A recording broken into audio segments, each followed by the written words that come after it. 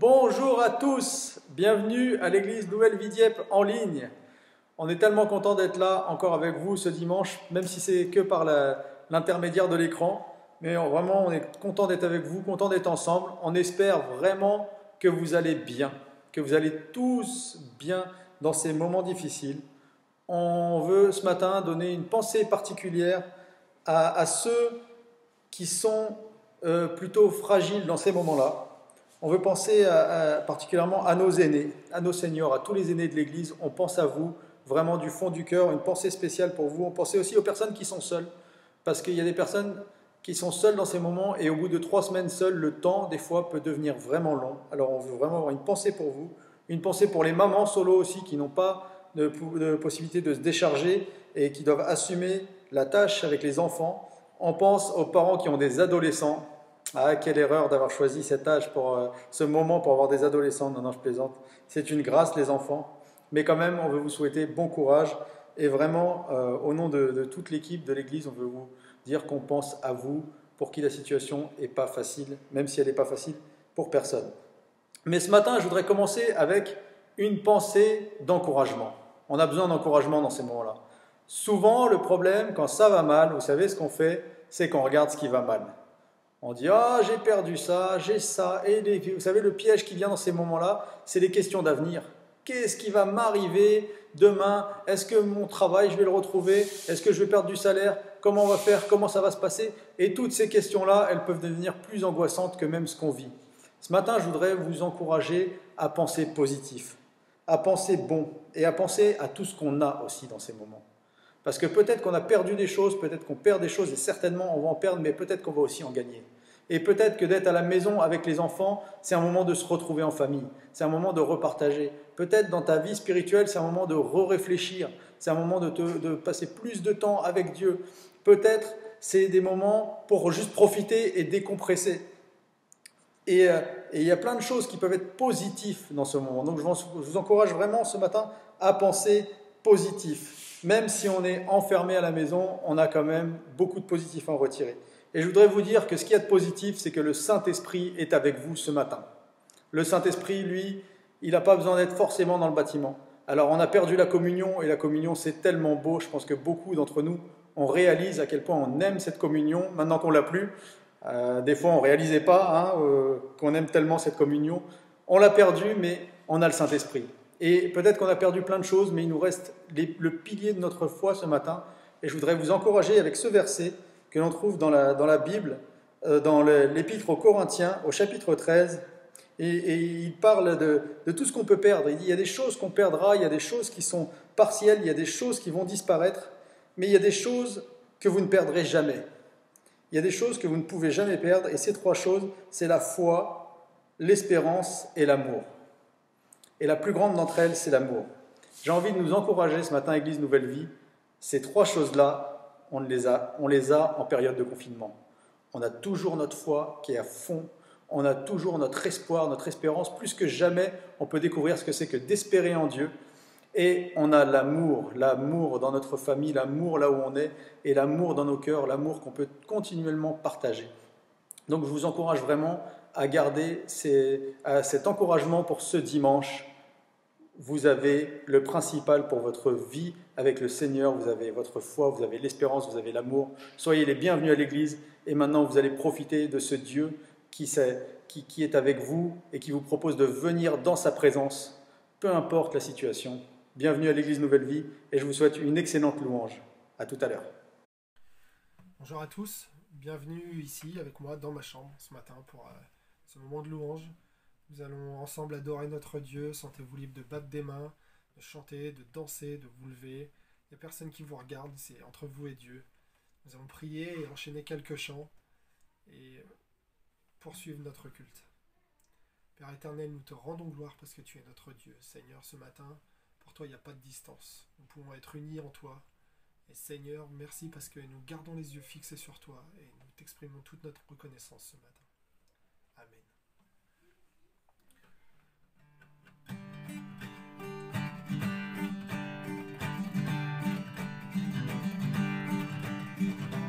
Seigneur, reconnaissance, son amour dure jamais, car il est bon, il est au-dessus de tout, son amour durera jamais. Chantons, chantons, chantons, chantons, à jamais Dieu est fidèle, à jamais Dieu est grand, à jamais Dieu est avec nous, à jamais, à jamais, à jamais Dieu est fidèle, à jamais Dieu est grand, à jamais Dieu est avec nous, à jamais, à jamais, à jamais.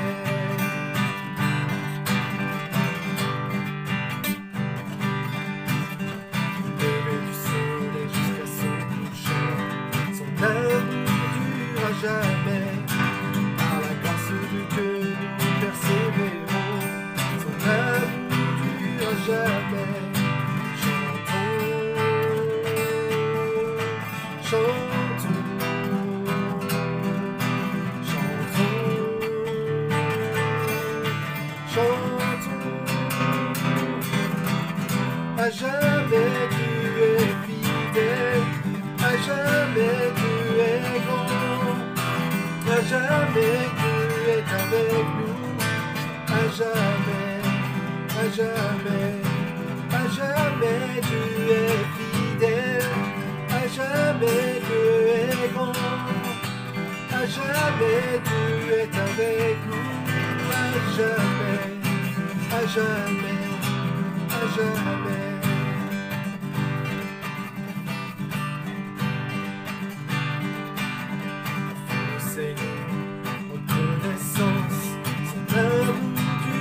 Jamais, car il est bon, il est au-dessus de tout, son amour durera jamais. Nous chantons, chantons, chantons, chantons, à jamais Dieu est fidèle, à jamais Dieu est grand. À jamais Dieu est avec nous, à jamais, à jamais, à jamais Dieu est fidèle, à jamais Dieu est grand, à jamais Dieu est avec nous, à jamais, à jamais, à jamais.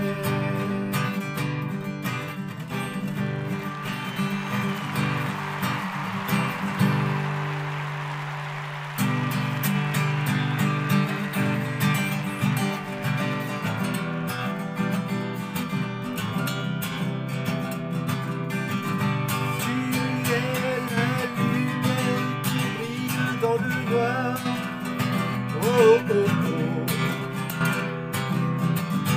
Tu es mon soutien, tu me redonnes l'espoir, oh oh oh. Je n'aurais pas honte de proclamer le tout mon être, je veux le déclarer. Christ est ma joie.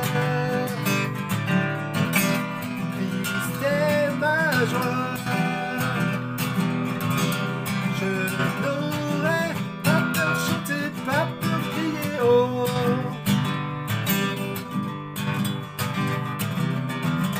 Pourquoi me taire quand mon âme est accablée, oh oh oh.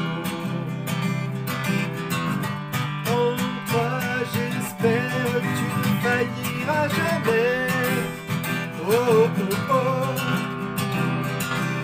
je n'aurais pas honte de proclamer de tout mon être, je veux le déclarer.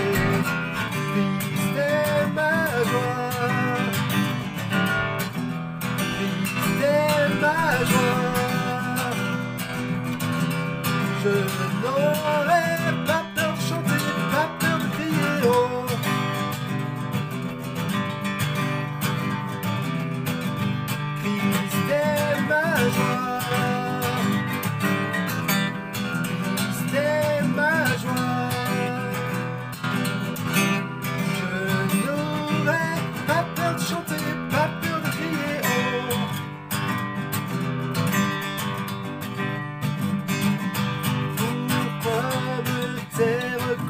âme est accablée. Oh oh oh oh. En toi j'espère, tu ne failliras jamais. Oh oh oh. Je n'aurai pas honte de proclamer de tout mon être. Je veux le déclarer. Christ est ma joie. Christ est ma joie. Je n'aurai pas peur de chanter, pas peur de crier, pas peur de chanter, pas peur de crier, pas peur de chanter, pas peur de crier. Oh, oh, oh.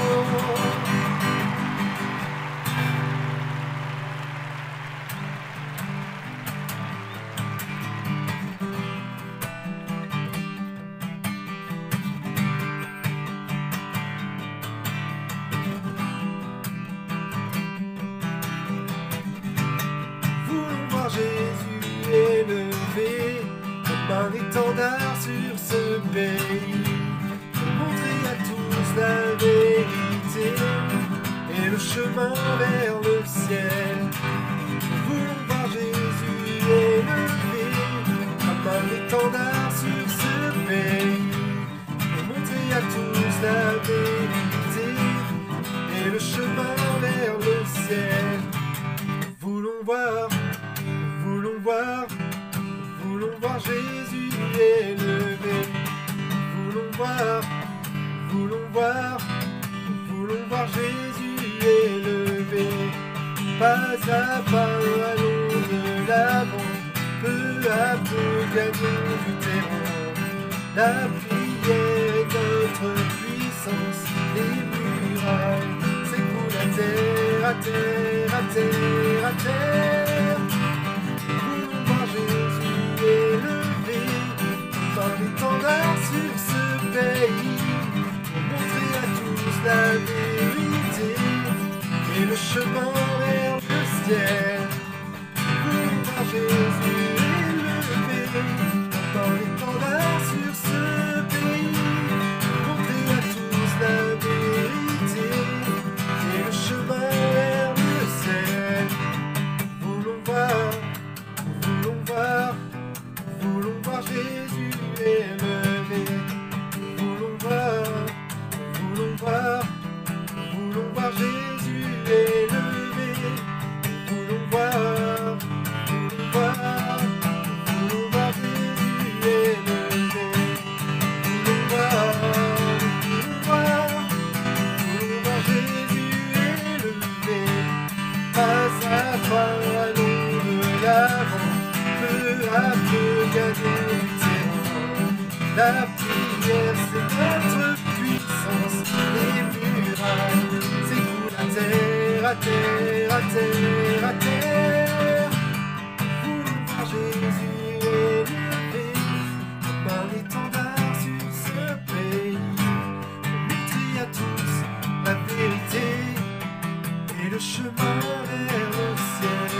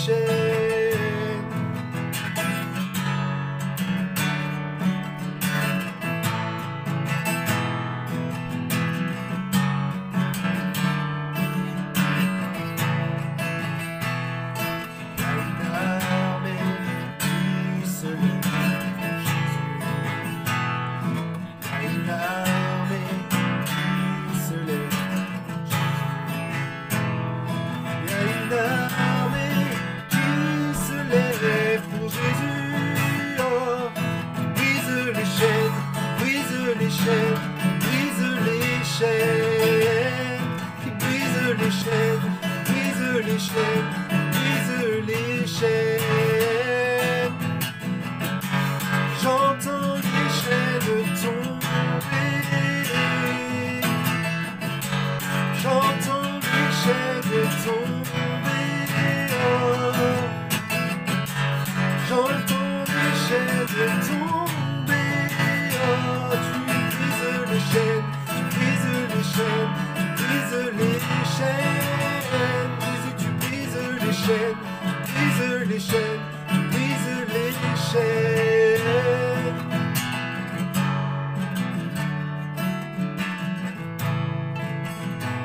Jésus, tu brises les chaînes, tu brises les chaînes, tu brises les chaînes.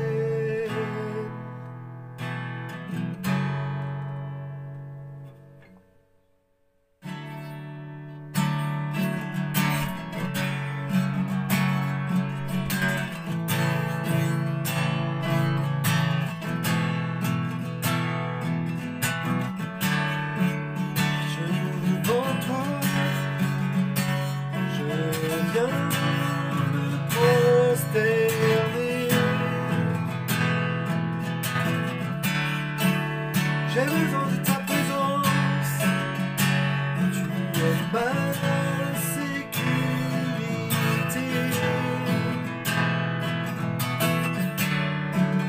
Rien n'est caché devant toi, tu règnes en majesté.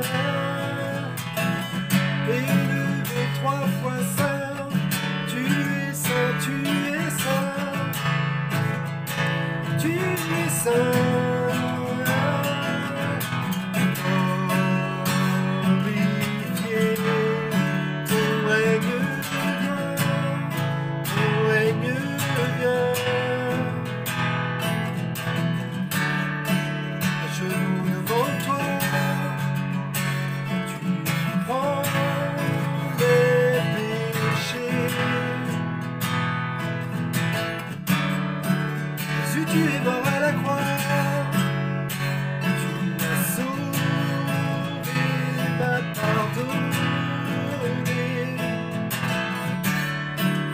Qui est puissant comme toi? Tu es ressuscité.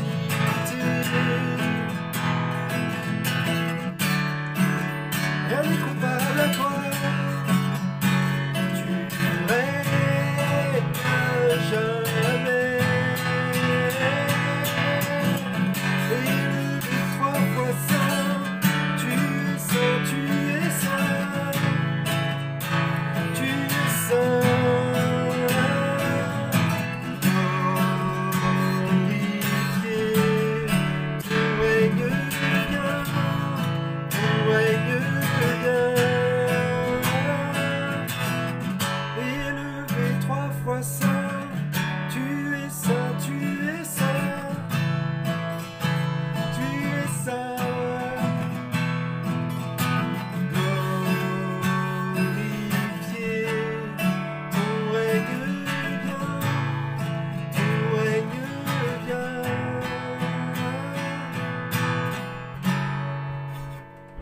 Bon culte à tous. Bonjour, chère Église Nouvelle Vie Dieppe. Nous voici à nouveau ensemble pour ce dimanche. Et la grande question que nous pouvons nous poser, mais que se passe-t-il en ce moment sur notre terre? Nous sommes tous dans une certaine, dans un certain questionnement, et il est vrai aussi que nous avons des mauvaises nouvelles. Alors, je dirais par la grâce de Dieu, nous ici sur Dieppe, nous n'avons pas encore la pandémie n'est pas encore trop virulente, On espère que ça va rester comme cela, c'est le sujet de notre prière. Mais lorsque nous regardons les médias, nous voyons un peu partout en France, et pas seulement en France, hélas, un peu dans le monde, ce que cette pandémie est en train de faire. Ça a désorganisé la planète entière. Toutes les nations, les grandes et les petites nations, les nations puissantes comme les nations pauvres et faibles, toutes les nations sont à genoux et tout est arrêté, tout est stabilisé et tout le monde est en danger. Et ça, c'est quelque chose d'inédit. C'est vrai, notre gouvernement le dit, mais même pour nous, nous disons, mais jamais, qui aurait pensé? Et voilà que, au travers de tout cela, toutes ces nouvelles, cela oppresse un peu. Et j'aimerais vous donner un conseil. N'écoutez pas les informations du matin au soir, parce que toutes ces mauvaises nouvelles peuvent créer de l'angoisse, de l'inquiétude, et puis peuvent même faire perdre la joie de vivre. Mais certes, il faut s'informer, hein, bien sûr, mais pas trop. Et ce dimanche matin, avec ce culte, j'aimerais vous entraîner avec moi à tourner le regard vers Dieu, vers celui qui, lui, tient le contrôle. Souvenez-vous de ce que nous avons lu dans Job l'autre jour, Dieu tient le contrôle de toutes choses, même si cela nous dépasse et même si nous sommes dans une certaine fébrilité par rapport à cette situation, etc. Alors ce matin, j'aimerais que nous entrions, que nous ayons le regard vers le Seigneur. Et en effet, ce dimanche qu'on appelle le dimanche des rameaux et dimanche prochain qui est le dimanche de Pâques, ce sont des événements joyeux. Quand dans tout le monde entier, lorsque nous le pouvions encore, il y avait des grandes fêtes, les gens allaient à l'église, chantaient les louanges, et en fait Pâques en plus, c'est la grande fête pour le christianisme, c'est le centre, c'est toute la valeur de la foi chrétienne, c'est Jésus-Christ est venu sur la terre, il est mort pour nos péchés, et il est ressuscité, et maintenant, il est allé dans le ciel nous préparer une place.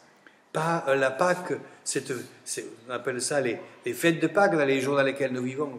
Pâques est une grande fête, la preuve de l'amour de Dieu pour sa création. Pâques, c'est l'accomplissement aussi de paroles prophétiques, nous allons le voir dans quelques instants. Ensuite, Pâques, c'est la réalisation de la justice de Dieu. Pâques, c'est l'œuvre de rédemption pour le pardon des péchés. Pâques, c'est la victoire sur la puissance du diable. Pâques, c'est la résurrection de Jésus. C'est la victoire sur la mort, notre dernier ennemi, comme le dit 1 Corinthiens 15, 26. Et voilà, chers frères et sœurs, je voudrais maintenant, ensemble, nous regardions cet événement qui nous attend. Alors, il y a deux volets dans l'événement de Pâques, disons comme Jésus l'a accompli il y a 2000 ans à Jérusalem. Il y a un premier volet où nous ne savons pas trop comment ça a été organisé, et cet engouement de la foule dont nous allons lire dans quelques instants le passage dans Matthieu, on ne sait pas trop comment il faut le comprendre. Mais finalement, nous voyons que là, Jésus a posé un fondement en disant « Je suis le Messie, je suis le roi des rois, et je suis celui qui maintenant est le roi d'Israël. » Alors, nous allons lire maintenant ce passage dans l'évangile de Matthieu, cet événement que nous allons lire, et qui devrait dégager un peu de joie. C'est possible au milieu de toutes les mauvaises nouvelles que nous disions, bon, maintenant, pour quelques instants, je me place devant mon Seigneur et mon Dieu, celui qui m'a donné la vie éternelle, celui qui m'aime et qui m'a fait grâce de mes péchés, et maintenant, eh bien, je veux voir un petit peu ce que lui a fait pour moi. Et dans ce passage, donc, la fête des rameaux, c'est, on pourrait dire, la fête de la joie. Lorsqu'ils approchèrent de Jérusalem et qu'ils furent arrivés à Bethphagée, vers la montagne des Oliviers, Jésus envoya 2 disciples, en leur disant « Allez au village qui est devant vous, vous trouverez aussitôt une ânesse attachée et un âneau avec elle. Détachez-les et amenez-les-moi. Si quelqu'un vous dit quelque chose, vous répondrez, le Seigneur en a besoin. Et à l'instant, il les laissera aller. Or, ceci arriva, afin que s'accomplisse ce qui avait été prononcé par le prophète Zacharie. dites à la ville de Sion, voici ton roi vient, plein de douceur, monté sur un ânon le petit d'une ânesse. Les disciples allèrent et firent ce que Jésus leur avait ordonné. Ils amenèrent l'ânesse et l'ânon, mirent sur eux leurs vêtements et le firent asseoir dessus. La plupart des gens de la foule étendirent leurs vêtements sur le chemin, d'autres coupèrent des branches d'arbres et en jonchèrent la route. Ceux qui précédaient et ceux qui suivaient Jésus criaient « Hosanna au fils de David, béni soit celui qui vient au nom du Seigneur, Hosanna dans les lieux très hauts. » Lorsqu'il entra dans Jérusalem, toute la ville fut émue et l'on disait « Qui est celui-ci » Et la foule répondait « C'est Jésus, le prophète de Nazareth en Galilée. » Alors voilà ce passage qui est le lancement, je dirais, du programme que Jésus a prévu pour son sacrifice sur la croix. Et là, on arrive à ce premier exemple où il nous est dit, Jésus va venir, organise et dit, voilà ses disciples, vous allez voir, il y a un âne avec sa mère, vous le prenez, alors... J'ai lu que certains exégèses disent la mère de l'ânon est avec parce que sinon l'ânon aurait été trop effrayé, mais à côté de sa mère c'était plus facile. Mais ça c'est ce que pour ceux qui aiment les animaux, cette précision. Mais nous voyons ici donc Jésus, il arrive et il monte sur un ânon. Et alors là nous voyons toutes les paroles prophétiques qui s'accomplissent au travers de ce petit texte. Premièrement, il nous est dit, il arriva sur la montagne des Oliviers.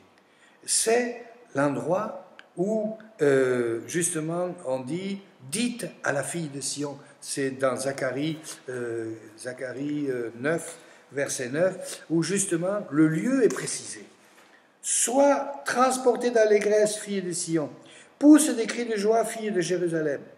Voici, ton roi vient à toi. Il est juste et victorieux, il est humble et monté sur un âne le petit d'une ânesse. Ce que nous voyons ici, c'est que les textes qui avaient donc annoncé Jésus, le lieu où il devait faire cela, avait été annoncé. Ça se fait. Et puis la manière dont ça devait se faire sur le dos d'une ânesse. Nous verrons tout à l'heure le symbole de l'âne. Mais je voudrais ici d'abord dire, je ne sais pas comment la multitude des disciples et la foule ont spontanément eu la présence d'esprit d'organiser ça avec autant de symboles et de principes de la parole de Dieu. Parce que nous lisons par exemple au sujet des branches. Les branches, c'est parce qu'il faut dire les branches et les habits qu'on mettait sous les pieds de la foule qui acclamait le roi, eh bien, ça n'avait pas été une invention comme ça spontanée, mais c'était des symboles qu'on trouve dans la Bible. Et par exemple, dans le Lévitique, au chapitre 23 et verset 40, quand Dieu parle justement à son peuple pour ses réjouissances, il dit « Vous prendrez le premier jour du fruit des beaux arbres, des branches de palmiers, des rameaux d'arbres touffus et des saules de rivière, et vous vous réjouirez devant l'Éternel, votre Dieu, pendant 7 jours. » Donc ici, ce premier symbole, et nous sentons là qu'il y a une grande joie qui s'exprime, donc les branchages, c'est un symbole qu'on trouve dans l'Ancien Testament, comme l'histoire des vêtements. Même cette histoire des vêtements, eh bien, nous lisons dans le livre des rois un passage où justement il est question de ça, lorsque Élisée le prophète envoie un de ses serviteurs un serviteur qui est aussi prophète, pour aller oindre le roi Jéhu comme roi. Et lorsque alors au chapitre 9 du deuxième livre des rois, il écrit cela, et au verset 12, il nous est dit, voilà ce qu'a dit le prophète. « Ainsi parle l'Éternel, je t'oins roi d'Israël. » Et aussitôt, ceux qui étaient autour de lui prirent chacun leurs vêtements qu'ils mirent sous Jéhu et au haut des degrés, et ils sonnèrent de la trompette et dirent, Jéhu est roi. Alors ici, nous avons donc toute cette symbolique qui en même temps prouve que vraiment Jésus est roi selon la Torah, selon les principes et les symboles de la Bible. Et donc, cette foule va produire les deux gestes importants, les branchages, hein, c'est de là que vient la tradition des rameaux, et ensuite les vêtements que l'on jette sous les pieds. Et puis, il y a ensuite la grande acclamation. Hosanna, est-il dit. Hosanna. Alors, le mot Hosanna, aujourd'hui, c'est devenu une parole de louange, mais en fait, à l'origine, le mot Hosanna veut dire « S'il te plaît, sauve-nous. Sauve-nous dès que tu peux. » Et cela, c'est ce que veut dire ou accorde-nous le salut. Et maintenant, on voit dans ce passage ceux qui criaient, suivaient Jésus, criaient Hosanna au fils de David, béni soit celui qui vient au nom du Seigneur, Hosanna dans les lieux très hauts. Et donc, ici, il y a cette louange, et aussi cette louange avec Hosanna, elle ne vient pas de n'importe où. Nous lisons dans le psaume 118, justement, un modèle de louange lorsque le peuple de Dieu, et nous lirons un peu le psaume 118, ça pourra peut-être nous réchauffer le cœur à la fin de ce culte pour parler de cela, mais il est écrit, 118, verset 25, « Éternel, accorde le salut. Ô Éternel, donne la prospérité. Béni soit celui qui vient au nom de l'Éternel. » Le accorde le salut, c'est le mot Hosanna. Et donc ici, il y a cet appel. Et lorsque le peuple crie Hosanna, il veut dire nous croyons que c'est celui qui sauve. Et ensuite, nous voyons que finalement ils disent béni soit celui qui vient au nom du Seigneur. Et avec cette parole que nous voyons ici, béni soit celui qui vient. Et puis après ils disent Hosanna dans les lieux très hauts. Et là, c'est un peu le sens de le salut vient des lieux très hauts. Et là-bas déjà. Cela nous rappelle la parole des anges qui ont apparu, comme nous le lisons dans le chapitre 2 de l'évangile de Luc, où il nous est dit, lorsque les anges ont annoncé la nouvelle de la naissance, ils ont dit aux bergers qui étaient là, nous vous enseignons une bonne nouvelle, il vous est né le Sauveur. Et là, il y a ce fameux chant des anges, gloire à Dieu dans les cieux et paix sur la terre aux hommes de bonne volonté. Et là, nous retrouvons de nouveau avec cette montée du roi, qui est le roi Jésus, le roi des rois. Là, il est question aussi du salut qui vient dans les cieux. Et donc, nous voyons dans ce passage que Jésus est en train de dire clairement qui il est. Il est notre Sauveur. Alléluia. Merci Jésus, parce que tu nous sauves. Et ensuite, j'aimerais dire aussi le roi qu'il est. Il n'est pas un roi comme les autres. Jésus n'est pas un roi comme les autres. Jésus est le plus humble des rois. Il vient sur un âne qui ne lui appartient même pas, qu'on lui a prêté pour la cérémonie. Ensuite, il est un roi sans couronne, sans sceptre, sans épée, sans suite royale. Et sur son chemin, on n'a pas développé de tapis rouge perçant peut-être de haute qualité. Non, sur son passage, eh bien, les gens ont jeté leurs vêtements, qui étaient peut-être des vêtements usés, qui sentaient peut-être même la sueur des pèlerins qui sont montés à Jérusalem. Et Jésus vient ici, comme le dit d'ailleurs le prophète Zacharie, il vient en douceur et humilité. Il n'est pas sur un cheval de guerre, mais il est sur un âne. Cela nous montre l'humilité. Donc Jésus est un roi, pas comme les autres, qui vient avec de l'humilité aussi. Et puis, ensuite, nous voyons que Jésus, il va donc monter, et nous lisons dans l'évangile de chapitre 10, Luc 19, 37, que ça ne plaît pas à tout le monde. Et en fait, c'est là encore qu'on se retrouve toujours avec ce grand dilemme que nous voyons lorsque nous lisons les évangiles. Déjà, quand Jésus est venu, les mages, les anges n'ont pas annoncé cette nouvelle aux autorités à Jérusalem, où il y avait le roi et les autorités religieuses, non, à des bergers qui étaient des gens méprisés et qui ont été, et ensuite au loin des incirconcis, des mages qui étudiaient les étoiles, qui sont astrologues ou astronomes, on ne sait pas trop, peut-être un peu les deux. Et ainsi, nous voyons que la révélation du salut, eh bien, elle n'est pas venue dans l'ordre comme on aurait pu le penser. Et nous voyons ça tout. De toute façon, lorsqu'on regarde la venue de Jésus, il y a tout qui n'est pas en emphase avec ce que nous pouvons penser. Déjà, sa naissance. Dieu n'a pas pris les choses simples, il a commencé à choisir une vierge qui ne connaît pas d'homme pour faire Jésus.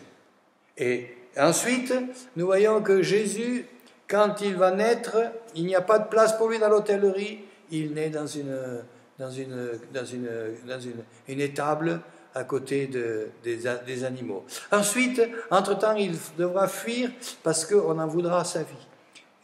Tout cela nous montre comment Dieu fait les grandes choses. Et c'est pour cela, dans les temps dans lesquels nous vivons en ce moment, oui, c'est pas du tout comme on pourrait se l'imaginer. C'est vrai que on n'arrive pas à comprendre, hein, et même nous, les chrétiens du XXIe siècle, nous nous posons des questions. Parce que, finalement, on aurait dû avoir la révélation de tout cela. On aurait dû entendre Dieu nous dire, voilà, il va vous arriver ça. Plus encore, on aurait dû être sous la protection. Nous pensons que Jésus guérit les malades. Nous pensons que ce n'est pas normal que cette épidémie touche les païens comme les croyants. Et pourtant, c'est le cas. Alors, nous devons tout simplement, avec humilité, nous dire, Seigneur, ton Église, elle doit changer. Et moi, j'ai vraiment ce message depuis le début, déjà quand je vous ai présenté la vie de Job. Seigneur, nous voulons changer les choses, parce que nous ne voulons pas rester dans cette situation où nous devons avoir peur. Et tant de passages nous montrent que nous ne devons pas avoir peur. Et vous savez, j'aime bien quand même revenir un peu sur cette histoire de Job, que je n'ai pas eu le temps la dernière fois de tout dire. Ce qui me semble, pour nous, dans la situation dans laquelle nous sommes aujourd'hui, qui peut être un bel enseignement de l'exemple de Job. Nous avons vu Job, quand il est passé au travers de tous les malheurs, les pires des choses. Et là, nous voyons que c'est le diable qui a agi. Hein. Lorsqu'on lit le livre de Job, le début, lorsque ses enfants sont tués, lorsque ses troupeaux sont détruits, c'est à cause des Sabéens, des Chaldéens, de la méchanceté des hommes. Et puis, pour ses enfants, c'est un cyclone qui est passé par là et qui a tout emporté. Et donc, nous croyons, moi je crois que ce que nous vivons en ce moment, c'est Dieu permet au diable de faire ce qu'il a envie de faire. Et la Bible nous dit que malheureusement, ça risque d'être une douleur avec d'autres qui vont suivre. Mais tout cela, la Bible nous a avertis de cela, et maintenant, nous n'allons pas nous laisser complètement démoralisés, mais nous ne pouvons pas non plus, nous devons avoir l'humilité de dire, à ce jour, il faut que nous reconsidérions notre communion avec Jésus. À ce jour, il faut que l'Église change. Il faut que la révélation du Seigneur soit plus forte, comme ça a été dans l'Église première. Nous avions pris l'habitude de faire de l'intercession pour demander des bonnes choses au Seigneur. Et puis, nous avons pris l'habitude de nous réunir à l'Église pour que tout soit bien. Et nous avions pris l'habitude que lorsque quelque chose nous décevait, eh bien, ça n'allait plus dans l'Église. Alors on critiquait, on faisait cela. Nous avons pris des mauvaises habitudes, disons-le. Nous avons pris des mauvaises habitudes que nous devons changer. Parce que le Seigneur a un plan. Moi, j'espère au travers de ce passage, et dimanche prochain, nous allons voir le magnifique passage, la crucifixion, ces messages-là sont... Il y a des enseignements puissants qui doivent nous émouvoir dans notre cœur, qui ne doivent pas rester des théories, des doctrines, des enseignements, comme si c'était un fait historique. Ce matin, j'aimerais aussi que nous voyions cela. Nous ne sommes pas dans un fait historique. Jésus vient de se révéler en étant le roi. Et comme les disciples ont utilisé quelque chose du psaume 118, c'est avec cela que j'aimerais terminer. J'aimerais d'abord dire pour Job, à la fin, ce qui est très marquant, c'est que, au verset 42, verset 10, il dit, excusez-moi, « J'avais entendu parler de toi, maintenant mon œil te voit. » Qu'est-ce que ça veut dire, ça? Lorsque nous regardons ce que faisait Job, il allait faire des holocaustes au cas où ses enfants auraient péché, donc il était dans les règles, dans le dogme de ce qu'on savait à ce moment-là. D'ailleurs, même ses amis viennent lui dire, t'as fait quelque chose de mal, avoue, hein? Et puis, cet homme-là passe par cette horrible souffrance. Merci Seigneur que tu n'as jamais permis que le diable nous fasse ce mal qu'il a pu faire à Job. Et puis, à la fin, il dit, « Jusqu'à présent, je croyais en toi sur la base du dogme. J'obéissais au dogme. J'avais entendu, il faut faire ça. Mais maintenant, Seigneur, mon œil te voit. C'est plus maintenant le dogme, c'est la vision, la révélation de Dieu dans sa vie. Une autre proximité, quelque chose de plus glorieux. Et d'ailleurs, la finale sera ainsi. Et Job fut restauré et fut après tellement bien restauré qu'il a été encore plus riche qu'avant. Et chers frères et sœurs, pensons à cela dans ce moment maintenant où toutes les questions tournent dans notre tête. Le monde, mais même dans le monde, ça va changer. Dans le monde, c'est si Dieu existe, il n'y aurait pas tout ça. Oui, si Dieu existe, il n'y aurait pas tout ça. Mais il faut dire, si les gens ne faisaient pas... J'ai entendu un prédicateur qui disait sur Internet, j'écoute un petit peu, comme vous tous, je suppose, hein, et qui avait dit, imaginons-nous, rien qu'un des 10 commandements qui dit, tu ne tueras pas. Si le monde obéissait à ce seul commandement, plus de crimes, plus de guerre, plus d'assassinats, plus de maltraitance humaine, avec un seul des commandements. Et donc, voilà, c'est pour cela que nous devons toujours dire, voilà, il faut revenir à Jésus. Et il ne faut pas avoir une foi théologique, dogmatique, moraliste, il faut avoir une vision de Jésus. Et j'aimerais, au travers de ce culte, et dimanche prochain, que nous puissions rentrer dans la vision de Jésus. Et pour terminer, ce psaume 118. L'Éternel est bon, louez l'Éternel car il est bon, car sa miséricorde durera toujours. Que l'Église Nouvelle Vie Dieppe dise, ici c'est qu'Israël, car sa miséricorde durera toujours, que la maison d'Aaron dise, car sa miséricorde durera toujours, que ceux qui craignent l'Éternel disent, car sa miséricorde durera toujours. Du sein de la détresse, j'ai invoqué l'Éternel. L'Éternel m'a exaucé et m'a mis au large. L'Éternel est pour moi, je ne crains rien. Que peuvent me faire des hommes? L'Éternel est mon secours et je me réjouis à la vue de mes ennemis. Mieux vaut chercher un refuge en l'Éternel que de se confier dans l'homme. Alors, maintenant, j'aimerais prier pour que chacune et chacun d'entre nous qui aimons l'Église Nouvelle Vie Dieppe, eh bien, nous puissions vivre cette vérité de la vision, de la proximité de Dieu dans notre cœur. Seigneur mon Dieu, j'aimerais te remercier pour ta parole.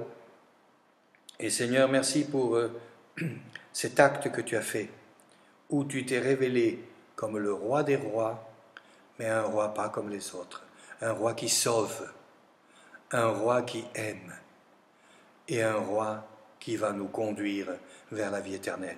Et Seigneur, je te prie maintenant pour chacune de mes sœurs et chacun de mes frères, afin que dans le moment où ils sont maintenant, peut-être pour certains un peu inquiets, nous sachions notre vie est dans les mains du Seigneur. Je vous bénis au nom de Jésus. Amen. Voilà, merci au pasteur Francis pour ce super message. J'espère que vous avez été bénis. Et on ne va pas se quitter comme ça, on va finir par la Sainte Seine. Si vous voulez chez vous vous préparer pour prendre la Sainte Seine, prenez un petit quelque chose à boire, du vin, du jus, un petit quelque chose à manger, un morceau de pain, et vous allez pouvoir on va pouvoir prendre la Sainte Seine tous ensemble. C'est encore une fois quelque chose qu'on peut faire tous ensemble. Et je vous assure, la Sainte Seine, on en a énormément besoin. On en a énormément besoin d'avoir cette présence de Dieu en nous. Et vous savez, c'est tellement le plus important d'ingurgiter les pensées de Dieu, de réfléchir comme Dieu veut qu'on réfléchisse, en particulier dans ces moments où des fois on cogite beaucoup. Et c'est vraiment le principe même de la Sainte Seine. Pour ceux qui ne savent pas ce que c'est, il faut avoir foi en Jésus, croire qu'il est venu pour nous sauver, que nous sommes des pécheurs et qu'il nous pardonne de nos péchés pour prendre ce repas. Si vous croyez à ça, vous pouvez prendre ce repas avec nous.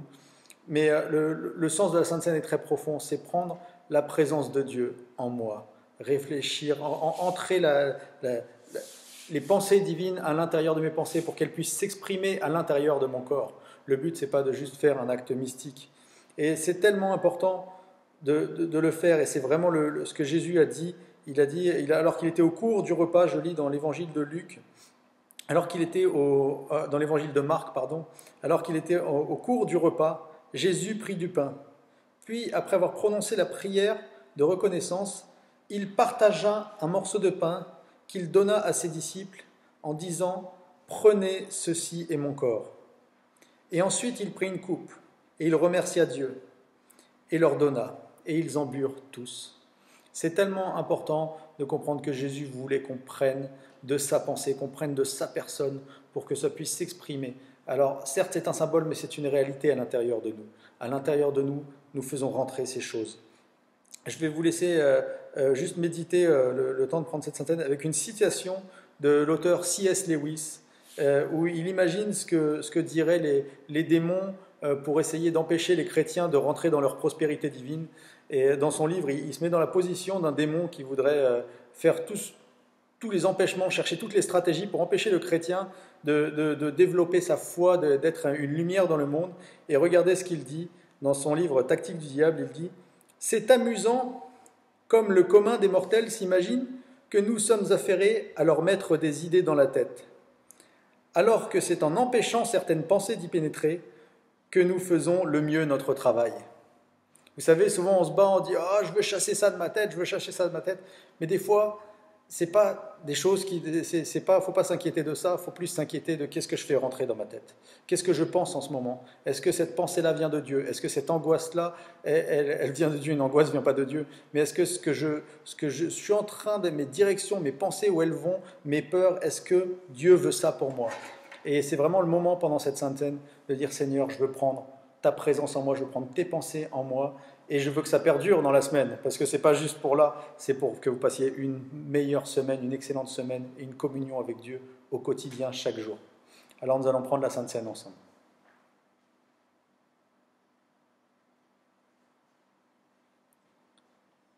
Merci Jésus, parce que ton corps est vraiment réel en nous, et nous voulons prendre cette Sainte Seine en mémoire de toi.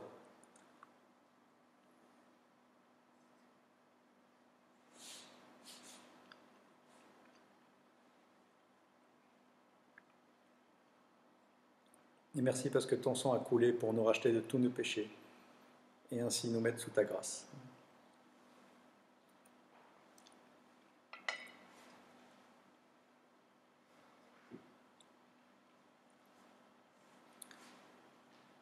Si vous souhaitez contribuer à l'Église par vos dîmes et vos offrandes, vous pouvez toujours le faire, vous savez comment ça se passe. C'est par des RIB ou en envoyant les chèques à l'adresse qui s'affiche. Il n'y a pas de problème si votre cœur est dans la contribution, c'est de l'abondance. Là où est votre trésor, là aussi est votre cœur. Sachez que pour Dieu, les dons financiers ont une valeur profondément spirituelle. Mais vraiment, ne faites ça sans contrainte, mais juste par le fruit de l'amour que vous avez pour Dieu. Mais on vous encourage toujours à soutenir votre Église Nouvelle Vie. On en a besoin même dans ces moments où nous ne sommes pas dans les locaux. L'Église continue. Et on va finir, si vous voulez, par la prière. Merci Seigneur pour notre pays. Et nous voulons vraiment te remettre tout le personnel soignant, le personnel hospitalier, les gens qui se consacrent à ce pays, toutes les caissières qui travaillent dans les supermarchés, toutes les personnes qui savent faire. Nous voulons te prier aussi pour notre gouvernement qui savent faire pour chercher des solutions. Ce n'est pas des moments faciles à vivre. Nous voulons vraiment nous remettre en prière en tant qu'Église et nous voulons bénir notre pays. Nous voulons bénir nos autorités, nous voulons bénir nos hôpitaux, nous voulons bénir toutes les personnes qui contribuent encore à tenir dans cette situation difficile. Et nous voulons vraiment te remettre aussi nos vies à tous entre tes mains et vraiment te dire qu'en ces moments, nous n'allons pas saisir ces moments pour déprimer, nous allons saisir ces moments pour te voir toujours de plus près. À une semaine de Pâques, nous voulons vraiment nous remettre devant le Dieu Tout-Puissant, le Dieu Sauveur, et dire que tu es roi, tu es notre roi, nous t'attendons pendant ces moments et nous te faisons régner aussi parmi nous. Merci mon Dieu. Amen. Voilà, excellent dimanche à tous. On vous embrasse fort et puis à très bientôt. À mardi pour l'étude biblique en ligne et puis à dimanche prochain. Au revoir. Bon dimanche.